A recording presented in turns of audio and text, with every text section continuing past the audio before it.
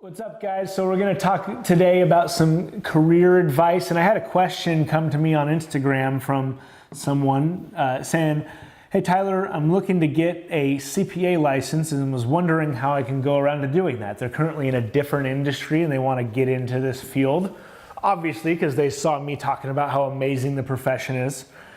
Is there anywhere you would recommend I start? I have a tax preparer's license, but I want to learn more about becoming a CPA. So the way that you do that is going to vary state by state, and I can relate to this because I came in the CPA profession. Previously, I'd done some time at a marketing agency and realized this was a better career avenue for me. It's going to vary state by state, and so the first thing I would do is go to your state's Board of Accountancy. So you just search like California Board of Accountancy CPA education requirements. And so you want to find out if you're even eligible to sit for the CPA exam first.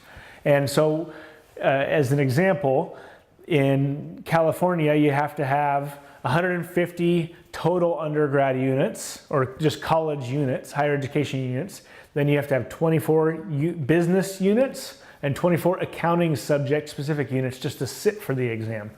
And then if you have those units, great, then just start studying for the exam, register for the test, go take it, pass, and you're on your merry way. If you don't have those units, then figure out what classes you need to take and sign up for those, take the education, and then if you're close and you only need 1 or 2 extra classes, maybe start the studying process simultaneously while you're in those classes. That way you can hit the ground running once you have the units.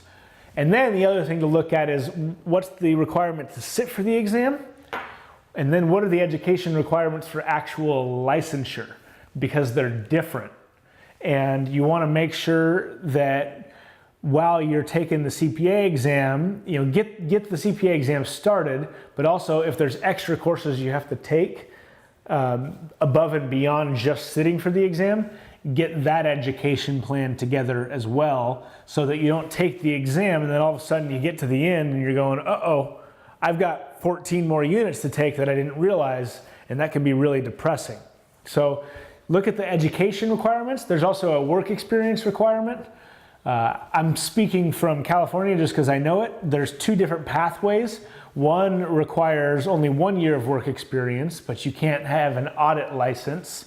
And then the other requires 2 years of work experience and you have to have so many audit hours. So just kind of think about what you want.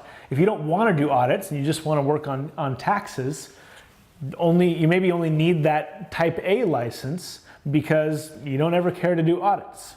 And if you want to do audits and that's something you want to get under your belt, then look for getting that work experience.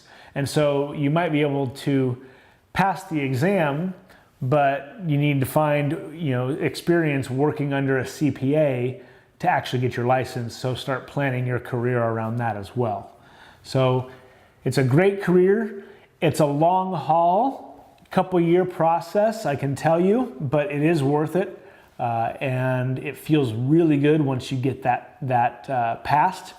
Just looking into studying for the CPA exam, we'll dive into a little bit more of my own personal not tax tips, we've got that everywhere, but CPA exam studying tips, what worked for me in a later video. So hopefully that was helpful in getting into the CPA profession if you're looking to switch careers. If you've got any questions, drop me an email, direct message, something in the comments if it might benefit other people, and I'll reply there, and we will see you next time.